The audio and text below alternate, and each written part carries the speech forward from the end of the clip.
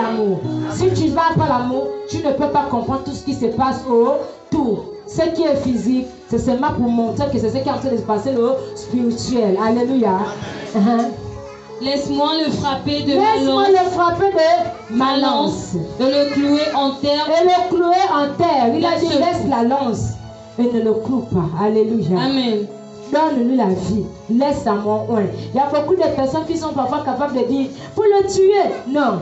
Il faut seulement prier. Seigneur, tu as dit, tu m'as promis, tu feras de mes ennemis mes marchepieds. Seigneur, tu es le Dieu qui combat pour moi. Fais justice. Alléluia. Le Seigneur fera justice. Parfois aussi, il y a le goût aussi que ton ennemi puisse vivre.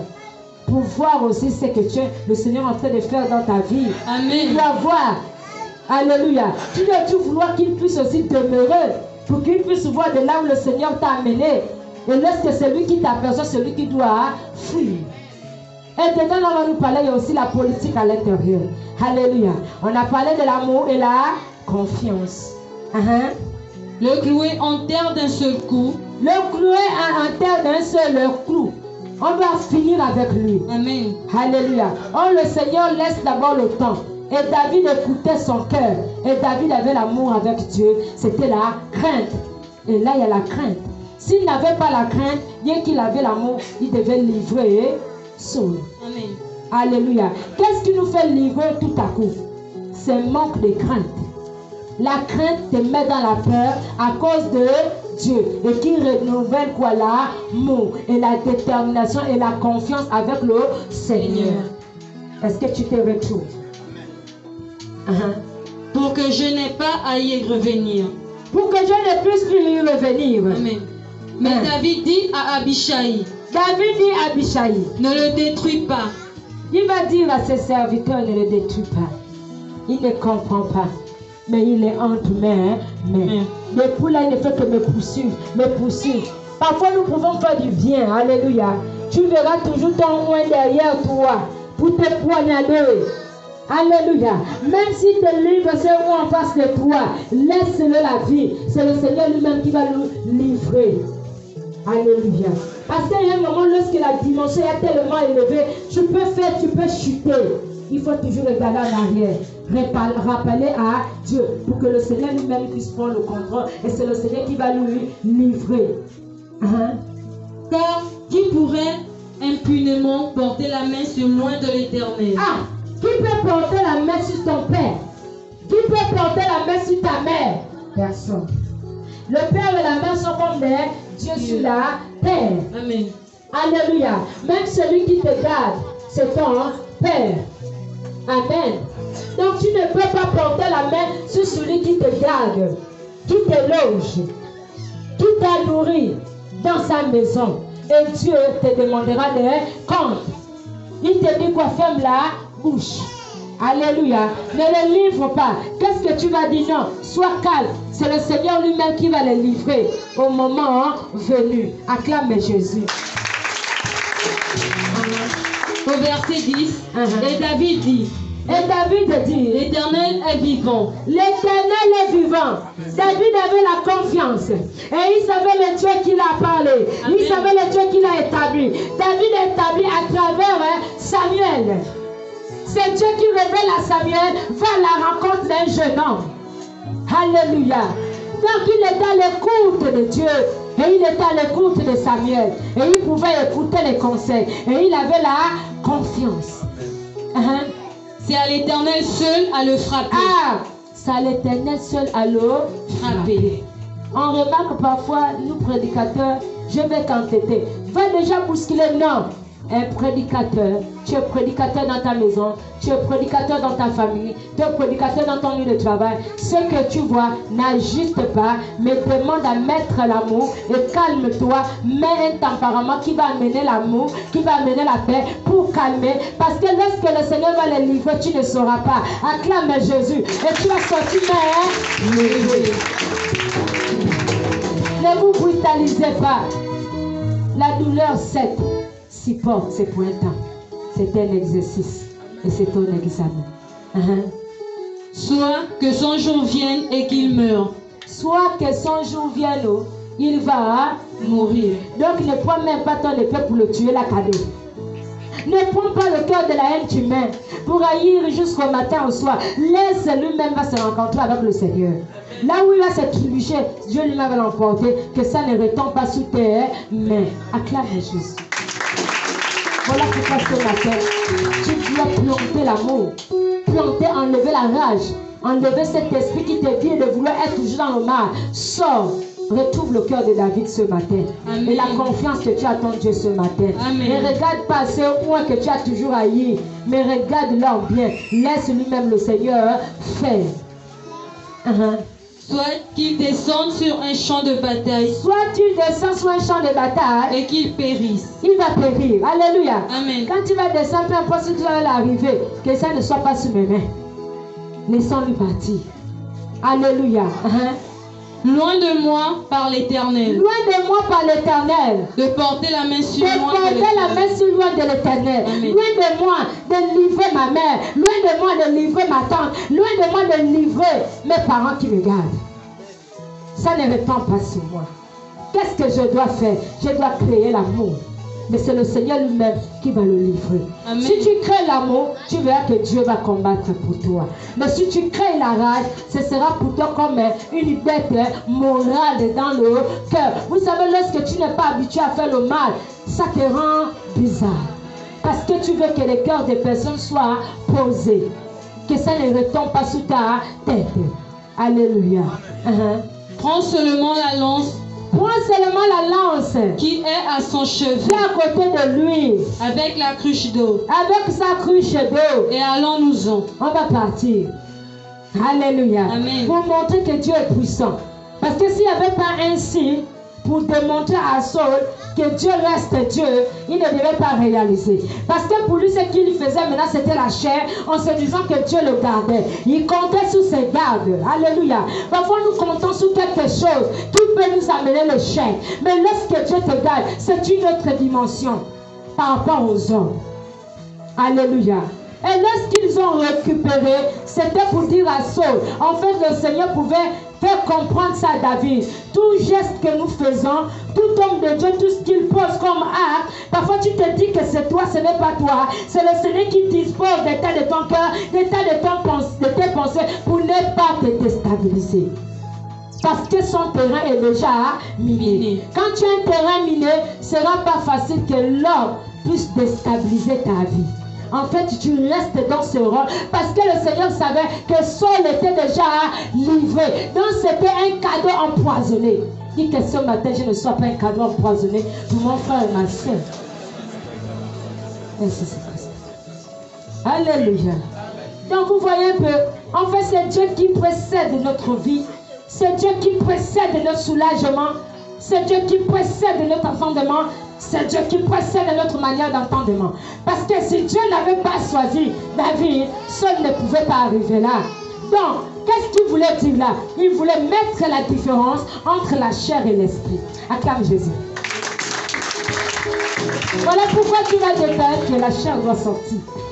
Parce que lorsque le Saint-Esprit se retire, tu vas te dire c'est de toi-même.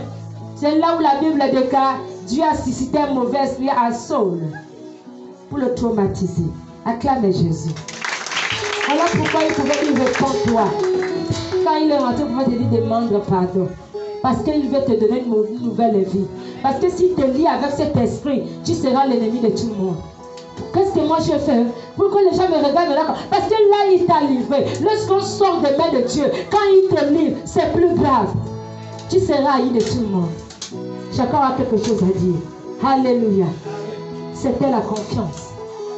David savait, il est arrivé, il n'est pas arrivé comme ça, c'est Dieu qui l'a ramené. Donc il y avait une crainte, il y avait une confiance et Dieu a préparé le terrain de David. Or le terrain de Saul était déjà en l'air. C'était déjà abandonné. Il n'y avait que des lèvres qui ne faisaient que pousser. À chaque fois que la rage sortait de lui, il y a quelque chose qui naîtrait. Il y avait la colère.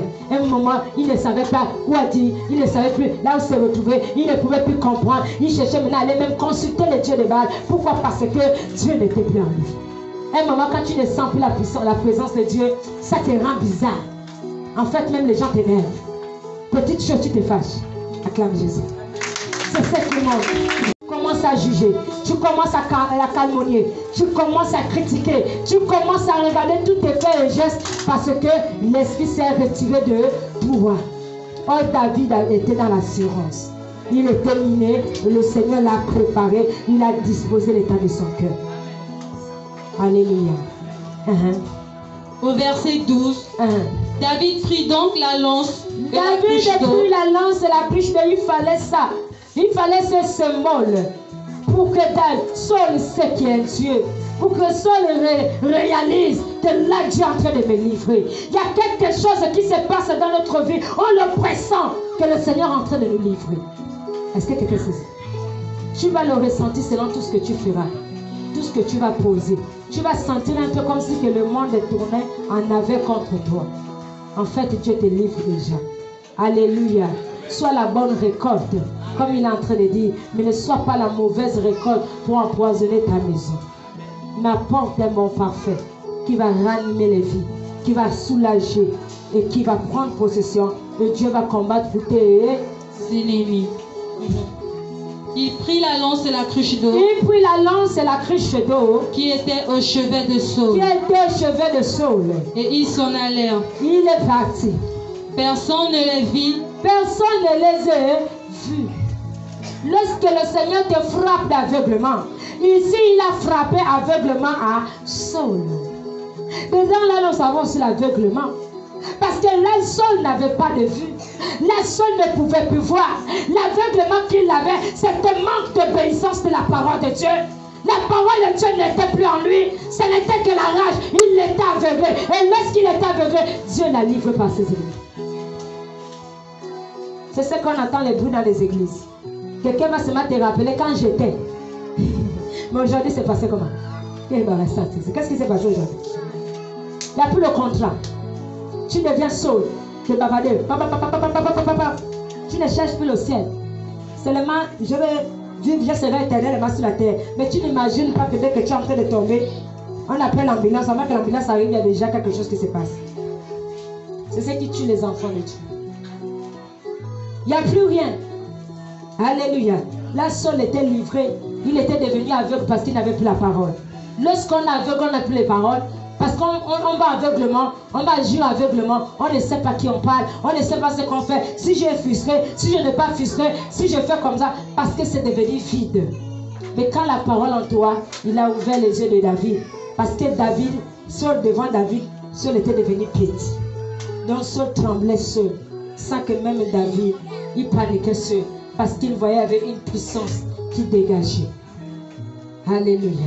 Lorsqu'on reçoit le Seigneur, on doit rentrer dans la sensibilité de l'Éternel, pas dans la sensibilité des hommes. Lorsque la chair est là, c'est que nous sommes encore aveugles.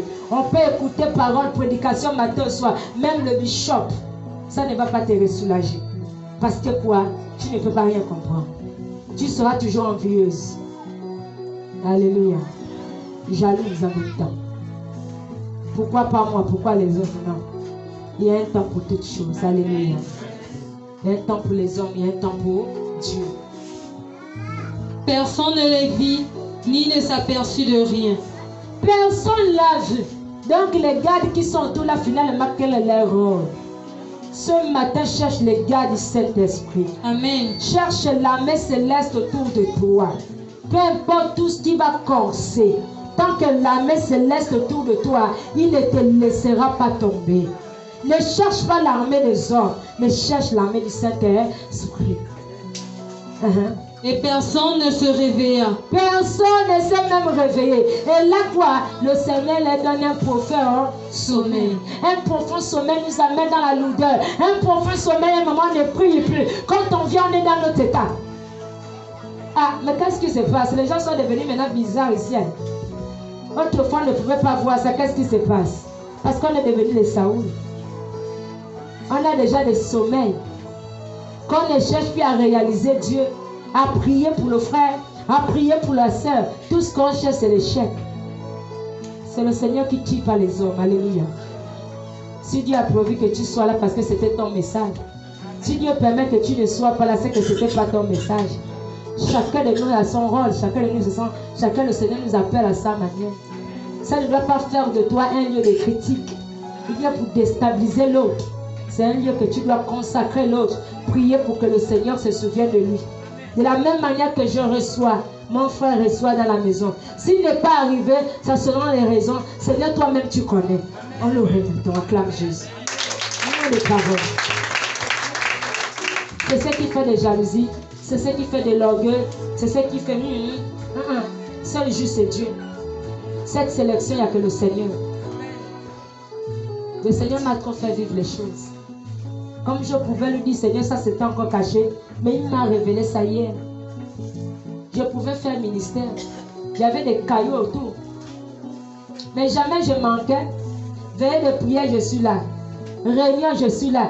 Jeûne, je suis là. En fait, tout pour moi était intact. Un jour, le pasteur me disait, maman, tu seras une bonne servante. Acclame Jésus. Amen.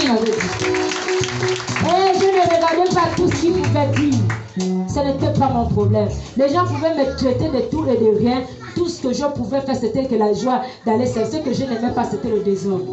Quand je voyais trop de désordre dans ça, c'est ce qui n'allait pas. Et puis les choses de la chair, ce que je n'aimais pas voir. Mais sinon, mon cœur était foulé pour Dieu. Je n'avais pas le temps de quelqu'un. Je n'avais pas de voiture pour conduire. C'est mon mari qui conduisait. Si c'est sur la pluie, je vais arriver. Et toujours à l'heure, je suis cette femme. Voilà pourquoi un jour le pasteur Jean-Noël pouvait dire, oh, ça c'est la voix encore de ma maman Laure. Tu me rappelles quelque chose. Pourquoi lorsque j'arrivais, je pouvais arranger. Si je vois les chants là-bas, les chants, allez, on loue, on commence 8h, 7h. On a commencé en train d'animer l'église. Mais nous, on est toujours en train de regarder. C'est pourquoi, parce que tu n'es pas appelé. Quand tu es appelé, tu serais sensible à Dieu. Acclame Jésus. Ça, le Seigneur pas. Il m'a enseigné ça le Seigneur pas. C'est une sensibilité. Et je n'avais pas compris. Tout ce parcours depuis 2019, c'est aujourd'hui qui me révèle ça, parce qu'il savait qu'il y aura quelque chose qui va se passer après. Il y aura une cassure et que tu vas les faire enseigner ça. Ce qui est caché, il a fait de faire sortir et révéler. Acclame Jésus. Amen. Alléluia. Amen. Et j'avais aussi mon bataillon. Il était pépé. On n'avait même pas de bataillon. Hein. J'avais ma queue. Tu vois que nyama. D'autres au sein, Isaac au sein, la potor. Jusqu'à 2 ans. Alléluia. Le sang Casta, il est meilleur. C'est quelque chose que quelqu'un ne peut pas me donner les raisons parce que je suis passé par là. Le Seigneur sait pourquoi je suis passé par là. Je serai capable d'enseigner le ministère. Comme pouvait dire mon fils hier, maman, nous avons la grâce. Parce qu'en fait, tu nous enseignes le ministère. Tu nous achètes le liturgie, je n'ai pas dit qu'il n'y a pas de cachetterie. Tu nous montres ça ouvertement. Je l'ai dit, si vous pouvez savoir qui est cette femme. Parce que je ne suis pas venu pour garder quelqu'un, pour embrigader quelqu'un. Quelqu'un doit être libre, quelqu'un doit être neutre. Je nous donne ce que Dieu me dit de te donner. Le reste, ce n'est pas mon problème parce que moi aussi, je cherche le ciel. Acclame Jésus. Alléluia. Voilà pourquoi vous allez voir le Seigneur permet qu'il me donne le temps d'enseigner. Parfois en semaine, c'est pour vous faire croître, vous montrer les différences des appels. Pourquoi ça, et connaître et réaliser. Si toi tu es sensible, tu vas tenir. Si tu es loin, c'est que ce n'était pas ton temps. Donc je ne peux pas me plaindre, je recommande à Dieu. C'est la grâce. C'est le service qui nous tue. Alléluia.